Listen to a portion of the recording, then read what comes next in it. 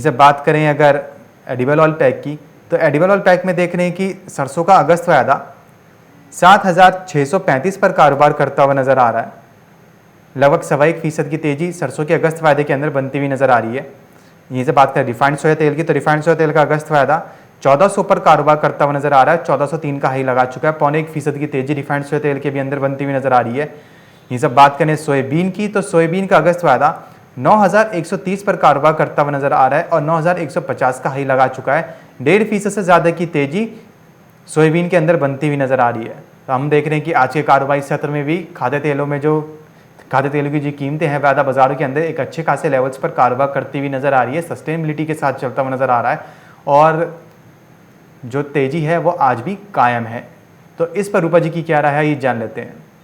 रूपा जी, हम देख रहे हैं कि खाद्य तेलों का बाजार आज भी एक अच्छे खासे लेवल्स पर कारोबार करता हुआ नजर आ रहा है। तो अब आपको क्या लगता है, यहां से खाद्य तेलों में एक तेजी अभी और देखने को मिल पाएगी या फिर बीच में अभी एक प्रॉफिट बुकिंग भी देखने को मिल पाएगी?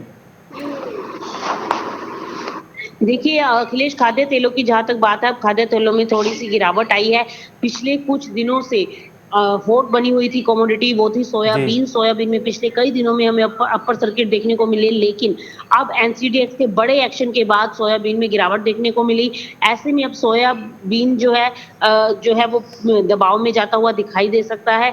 सप्लाई कम होने से सोयाबीन में जो उछाल देखने को मिला था और एक्सपेक्ट किया जा रहा था कि आगे भी तेजी बनी रह सकती है, क्योंकि एक्सचेंज के वेयर हाउस में भी स्टॉक नहीं था। बारिश की कमी के कारण बुआई भी बिछड़ी हुई देखने को मिल रही थी और अभी जो क्रॉप है उसको आने में भी 2 महीने का वक्त है। और इसी के साथ इंटरनेशनल सिनेरियो की बात करें तो अमेरिका और ब्राजील में भी प्रोडक्शन कम देखने को मिला। जी। लेकिन जो तेजी बनती हुई दिखाई दे रही थी और उसको रोकने के लिए एनसीडीएक्स ने मार्जिन बढ़ा दिया है।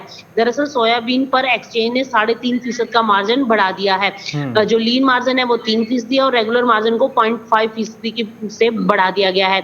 तो ये मार्जिन बढ़ने की वजह से थोड़ा सा प्रेशर बनता हुआ नजर आ रहा है और अभी भी देखा जाए तो ट्रेंड पॉजिटिव है, लेकिन ये मार्जिन की वजह से वायदा के अंदर गिरावट देखने को मिली है।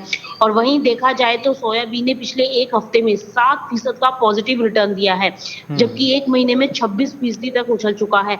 और जी। अगर एक साल की बात करें तो एक साल में 139% तक बाजार जो है उछला है। और सोयाबीन के निवेशकों को काफी अच्छा रिटर्न एक साल के अंदर देखने को मिला है। ना केवल एक साल बल्कि पिछले 3 साल का अगर इतिहास उठाएं तो पिछले 3 सालों में सोयाबीन ने निवेशकों को लगभग 168% के आसपास का जी। रिटर्न दिया है। तो अच्छी रही कमोडिटी की चाल और काफी तेजी जो है इसके अंदर बनती हुई दिखाई दी थी। और जैसे सोपा की तरफ से भी लेटर्स लिखे जा रहे थे सेबी को कि कुछ एक्शन लिया जाए और इसकी जो कीमतें बढ़ रही हैं उनको कहीं ना कहीं कंट्रोल किया जाए। तो उसके चलते मार्जिन बढ़ाने की अभी फिलहाल अपडेट आया है कि मार्जिन बढ़ चुका है और मार्जिन बढ़ने के बाद हमें इस कमोडिटी के ऊपर दबाव देखने को मिल रहा है। तो अभी फिलहाल थोड़ा सा बाजार जो है वो दबाव में जाता हुआ दिखाई दे सकता है, लेकिन जो तेजी थी वो थमती हुई बहुत ज्यादा दिखाई नहीं देगी। आज इंट्राडे में हो सकता है कि कल की गिरावट के बाद अब थोड़ा सा बाजार जो है वो संभलता हुआ दिखाई दे। हमने 8785 तक के 50 तक के लो लगते हुए देखे। अब वहां से बाजार वापस से 9000 के ऊपर है। अब आज भी 0.25% की तेजी के साथ कारोबार करता हुआ दिखाई दे रहा है, लेकिन जो रिकॉर्ड हाई बनाया है वहां से गिर चुका है मार्केट। तो अभी फिलहाल आज भी तेजी की तरफ है। 92 9250 तक एक बार ऊपर जा सकता है। वहीं बात करें अगर सरसों की, तो सरसों में भी बाजारों में जो है वो वापस से बाउंस बैक है जी। और 7800 तक का मैक्सिमम लेवल एक बार फिर से मार्केट छू सकता है। और रिफाइंड सोयाबीन ऑयल की बात करें तो वो भी ऊपर में 1420 तक एक बार जाता हुआ दिखाई दे सकता है। ट्रेंड पॉजिटिव है, लेकिन जो गिरावट आई थी अब वो थमती हुई दिखाई दे रही है। जी। रूपा जी, सरसों की बात करें तो आपको क्या लगता है, जिस हिसाब से सरसों भी 7600 पर कारोबार करती हुई नजर आ रही है, तो क्या 8000 के भी लेवल्स देखने को मिल पाएंगे सरसों के अंदर?